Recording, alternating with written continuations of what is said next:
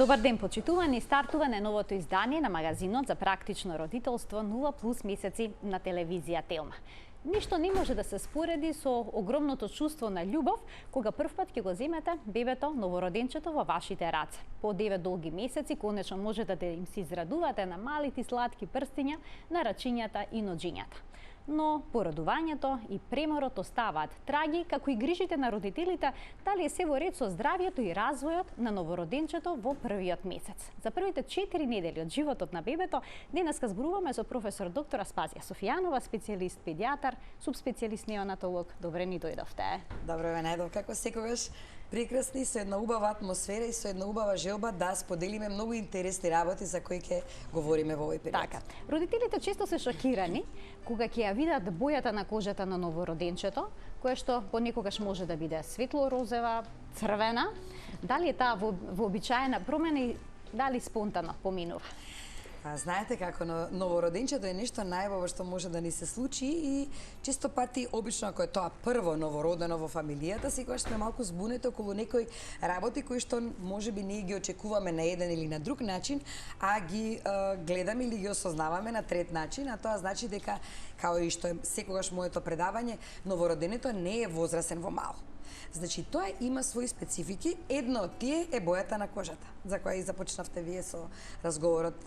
Секогаш имаат една поспецифична боја, која што е потемна и ние викаме убаво црвено-ливидно пребоена боја, која што е практично карактеристика со тоа што и самиот хемоглобин или црвените крвни зрнца имаат повеќе хемоглобин во самиот почеток на животот.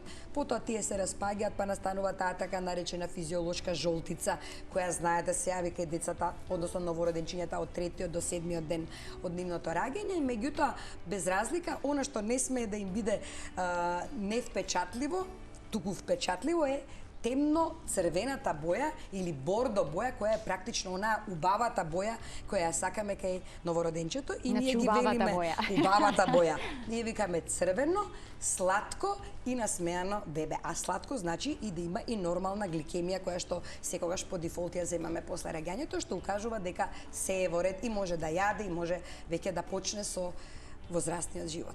А што е со формата на главчето на новороденчето? Зошто понекогаш главата е асиметрична? Има ли улога во сето тоа спонтаниот начин на порадување? Знаете како, мене ми остави голем впечаток една од предавањата кои што знаете секогаш одите по предавања, ама некои луѓе ви остават посебен впечаток и во оваа прилика ќе го споделам со гледачите впечатокот од еден акушер, бидејќи ние секогаш имаме и мешани предавања, значи дел од нашата перинатолошка дејност практично представува и акушеријата, односно раѓањето на самото дете и тоа е еден врзан процес. И акушерот и неонатологот практично се тука и за мајката и за бебето. Главчето кога излегува спонтано и поминува низ родилните канали е нормално и затоа и самото главче е така конструирано да има отвори кои понатаму со текот на неговиот развој, тие отвори или така наречената фонтанела предна, задна и бочни, две се постепено затвараат и тоа нормално укажува на еден нормален развој на новороденото, со што тие знаат кога ќе се поминува низ родилните канали, дел од тие да речам сутури или простори кои што се во главчето да се и искриват. И може да се роди детенцето нормално и со малку поискривена главичка, односно да таа биде малку да речеме во еден или во друг правец во зависност како е извадено бебето, бидејќи тоа дел спонтано кога се раѓа помага нормално акушерот или тука може да биде акушерката. Дури имаме ние многу добри искуства и со бабици така наречени или оние кои што практично одлично знаат да го спроведат убаво раѓањето. При што може да дојде до такво така наречено формално деформирање кое многу брзо повторно си доаѓа во својата нормална големина и тоа е нешто што ние секогаш се радуваме и знаеме дека доаѓа кога и да е, пак си доаѓа се на свое место доколку проценката ја направиме веднаш дека е тоа како последица на самото раѓање, како последица доколку има и одредена интервенција. Некогаш дури природното раѓање може да заврши со интервенција, да е тоа вакуум, да мора, ако е веќе главчето се гледа па малку да олесниме, или може и форцепс, кои се веќе методи кои сепак ги одминуваме и гледаме повеќе да сето тоа оди спонтано, а секогаш тој дел кога велиме природното раѓање верзус царскиот рез секогаш има предност. Ете, тој ми беше зборот на професорот кој го слуша во Камбера во Австралија, каде бе во еден период од својот живот на едукација и каде што кажуваше што мислите што е подобро. Спонтано раѓање или царскиот рез. Сигурно дека има индикации за царски рез, меѓутоа спонтаното раѓање е токму во овој период кога и главчето може понекогаш малку да се изврти и дел од нештата да не ја имаат потребната или болката што има мајката и така натака, меѓутоа е многу корисно воопшто за новороденото бидејќи се стиснува целата таа течност што седи во белите дробови и кога поминува низ родилните канали, полека истата се евакуира, односно првиот здив што го зема, полесно го земаат, го земаат и полесно и практично првиот плач, што велам јас, почнуваме животот со плач и го завршуваме животот со плач, практично настанува во тој еден миг кој е вечност. А што е со косичката на новороденчињата? Тие најчесто се раѓаат со коса. Дали таа секогаш мора да отпадне во првиот месец или два? Дали знаете дека се повеќе и повеќе ги гледаме новороденчињата со, да речеме, повеќе коса, нели нормално. И тоа е пак дел од хормонскиот статус на мајката, кој се реперкуира исто така и врз фетусот. Бидејќи се додека не се роди, тоа е сепак фетус и ние го имаме фетусот како пациент во еден дел кој што и го гледаат на тродимензионално или четиридимензионално ехо и дури може да се види и самата косичка, дури колкава е големка. Меѓутоа, тоа е процес кој што како поминува времето, еве како дел од нештата полека преминуваат во така наречен под наводници возрастен или детски период, и делот самата коса отпаѓа и почнува да расте природната, односно генетски детерминираната боја и квалитети и вид на коса која што ја носи самото дете. Така да воопшто тоа не треба да ги загрижува родителите и дури често пати можат и одредени корки на главчето да се јават кога ќе почне да паѓа косата и ние дури го препорачуваме витаминот D кој што го мачкаме детенцето плюс главчето и на тој начин ги надминуваме сите тие нормални развојни промени кои настануваат во првата недела дена, па имате првиот месец дена, па првите 3 месеци, 6 месеци, 9 до првата година. На местото на папчето има остаток од папочата врвца засушен, кој што не изгледа баш најубаво. И сега родителите се прашуваат што треба да прават, која е правилната нега, бидејќи тука добиваат најразлични совети. Некои велат треба да се става само алкохол, други велат не, тоа не е добра опција. Порано се става некои прашоци, така е, антибиотски. Се става антибиотски прашоци. Видите, генерално тоа е она кое што го врзува човекот за човекот. Односно, ние викаме папчаник или папочна врвца или умбиликална, имаме една вена и две артерии кои што се многу важни, бидејќи тие практично овозможуваат размена на потребните материи помеѓу бебенцето и помеѓу мајката. Меѓутоа, нормално дека тоа е процес кој запира во моментот кога ќе се роди детето, се пресекува истата и сега во еден период чекаме истата да облитерира, велиме, или да се исуши, спонтано паѓа. Останува дел кој што е како еден вид патрљак, го велиме ние, нели, или израсток кој што треба да се негува на свој начин. Малку концентриран алкохол, не премногу концентриран алкохол, бидејќи кожичката е многу чувствителна и може делот тоа да се абсорбира и практично да испадне како детето да консумирало, бидејќи истото влегување на алкохолот внатре во самите пори може да предизвика и одредено успивање дополнително на бебето, а тоа не го сакаме. Значи, лесно концентриран алкохол 10-20% кој го разредуваме нормално со дестилирана вода, би можело околу да го пребришеме папчето и да го ставиме спонтано да си продолжи, доколку се разбира нема околно црвенило, кое некогаш може со неколку или прашок бивацин или спреј сега го има, може да едноставно се спречи делот од кожните бактерии кои многу често знаат да бидат по целото тело и се природна работа да случајно не им текне да влезат во самото папче да направат посериозна инфекција. Втората третина од денешното издание на 0N+, ќе биде контактен, односно гледачите ќе имаат можност да се вклучат во програма со нивни прашања поврзани со развојот и здравјето на бебето во првите 4 недели од животот. Денешна гостинка во студиото ни е почитуваната професор доктор Аспазија Софијанова, специјалист педијатар, суспецијалист неонатолог од Универзитетската клиника за детски болести во Скопје. Каков е видот на бебето? Дали во првите 4 недели бебето може да фокусира, да ги препознае родителите? Или сепак гласот е клучниот елемент и допирот во овој период? Знаете како? Мозокот е тој кој практично гледа. а очите се помагалото преку кој ние гледаме, но сликите се создаваат во мозокот. И мозокот е тој кој практично е исто така во овој период нешто што знаеме дека треба да се развие за да можеме да добиеме правилен впечаток за тоа што се случува во околината. Еден од начините прво препознавањето, нели адаптирањето го велиме, кое представува и нели адаптација и интелигенција и гледате како секое дете не се адаптира на ист начин. Самата таа адаптација укажува како брзо мозочето и ги восприема сите работи во околината, во каква околина расте бебенцето, кои се звуците кои допираат до него, бидејќи ушите исто така го трансформираат звукот, чии што звук на мајката или таткото, односно на тие кои што се околу бебето се практично тие кои ги препознава при секое следно повикување и на кое почнува нели да реагира бебето и тогаш знаеме дека практично и слушаме и гледаме. Сега, моментот кога точно се препознаваат работите, веќе сепак треба да помине тој развоен, така наречен период од неколку недели, за да можат и сликите да си го имаат впечатокот дека е тоа практично некој кој се грижи за бебето и тоа е работа која понатаму ја осознава дека тој што се грижи и го храни во исто време му ја дава целата љубов и целата, да речеме, енергија, заедно со, се разбира и фамилијата, доколку има браќа или сестричка, тие сите заедно е најбаво кога се околу бебето и на тој начин осознавањето настанува веќе после првиот месец, односно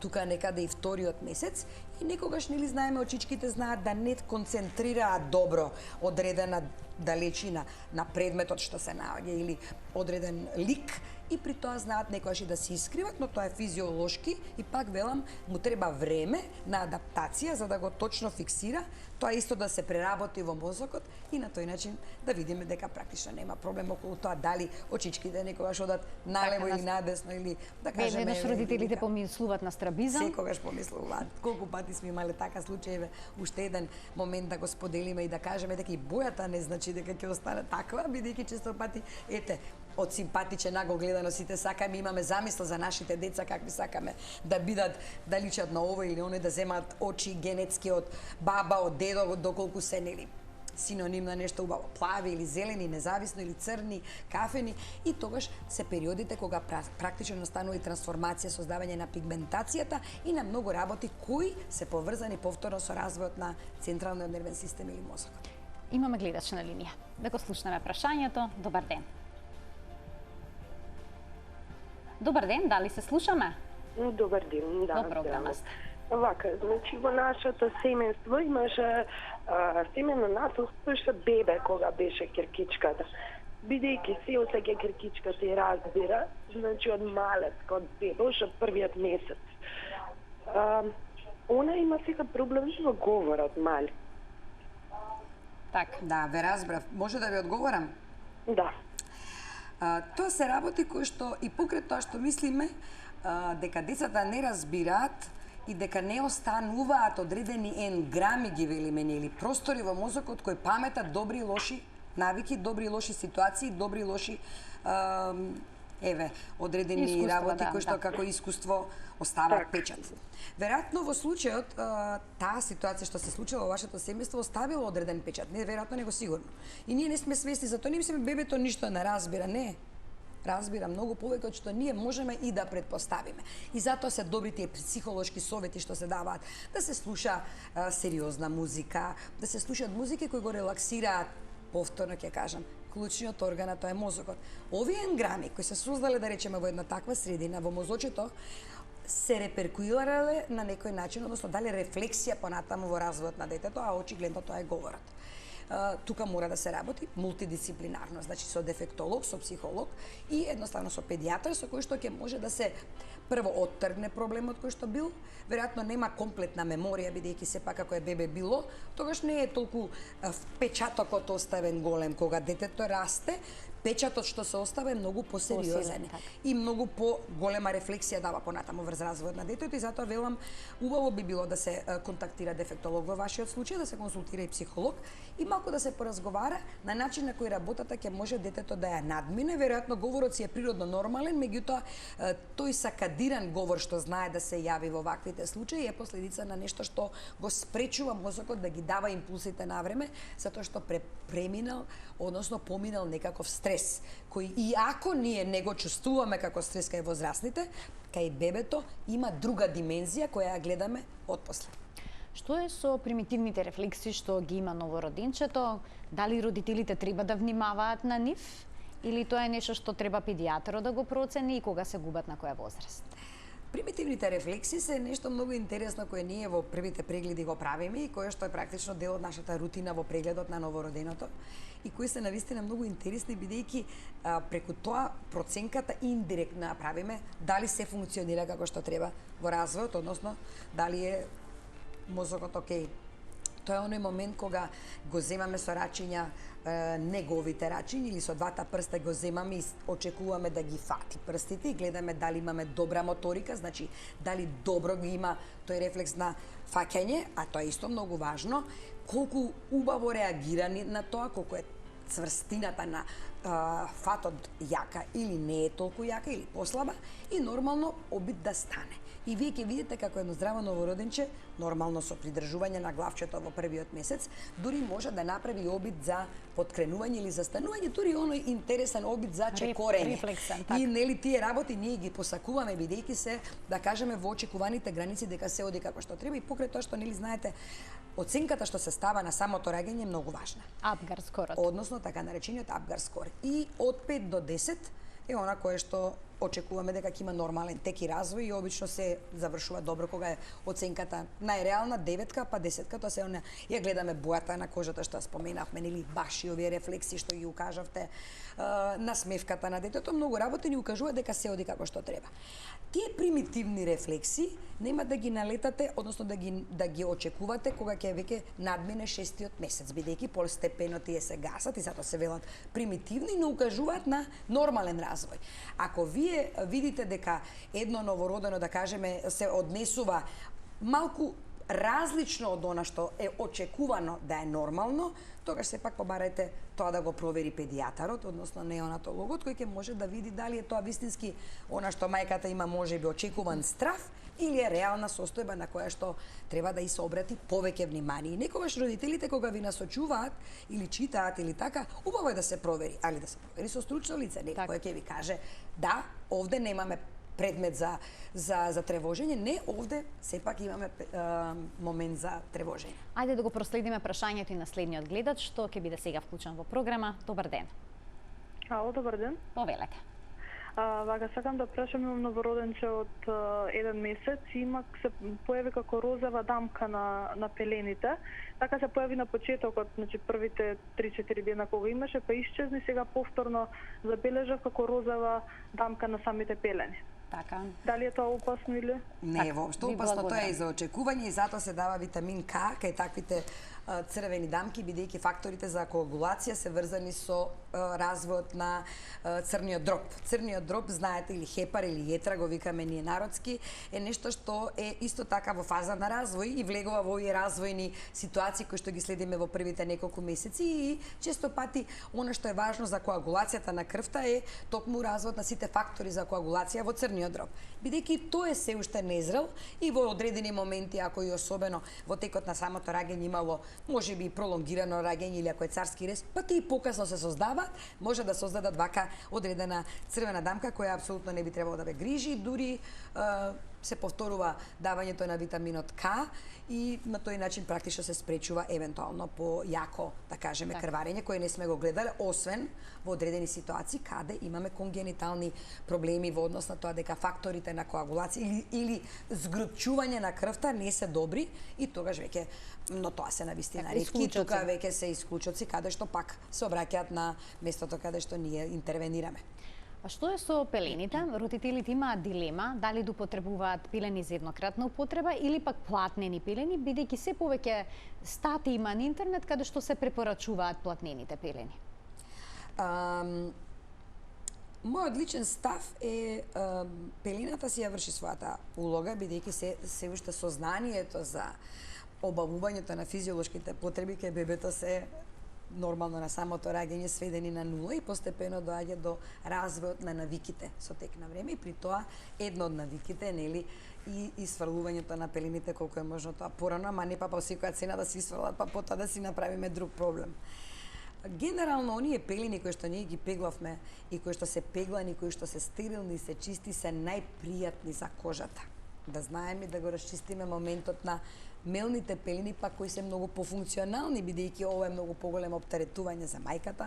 Светот се промени и одиме кон олеснување, олеснителни околности. Тука, еве, и платнените, и мелните, сите други какви и да се пелени имаат голема улога, бидејќи имаат еднократна употреба и се фрлаат, но знаат некогаш да го направат тој така наречен пеленски дерматит или околу пелената да директно, практично се судрат со кожата и да направат реакција која може понатаму да бара интервенција од нас педиатрите и кожните лекари или со мачкање на одредени креми, но јас мислам дека доколку се внимава и се фати редот на новороденчето на често да се пресоблекува, бидејќи тоа е убаво кога цици, кога расте и нормално дека и уринира и дека тие се полнати. Ние, еве, дури на оделот за интензивна, прво нешто што мериме е колкава е диурезата или колкаво е уринирањето, кој укажува дека метаболизмот веќе профункционирал, бубрезите веќе функционираат како што треба и ги имаме баш мокри пелените и сме тогаш многу среќни. Така да, сепак тоа значи дека и навремено ќе треба да ги менуваме, да не направиме друг проблем. А тоа значи барем на 1, 2 до 3 часа, како што впрочем и оди самото доење, и тука промената на пелените би била автентична и најдобра за кожичката на бебенцето. А ако не, и убаво е да се заменат некогаш и со платнени, и тога се извинам, со пелени кои што се нели од материјал, и на тој начин тој кога го пегламе стерилниот момент ќе го запазиме доколку се јави реакција на другите пелени. Така. Ајде да го слушнеме следниот гледач. Добар ден. Ало? Здраво, повелете, во програма сте. Добар ден. Секој поздрав до доктор Софијанова, баш ми е драго после долго време што ја гледам на ТВ екраните. А видете, јас сум баба на 3 внучиња. Третото внуче сега пред месец, нема месец дена, но ми наполни 1 година. Сега би сакала мислење од доктор Софијанова околу ова, како да речем, актуелна вакцинација против морбили. Тоа многу ме интересира, ја многу ја ценам како докторка.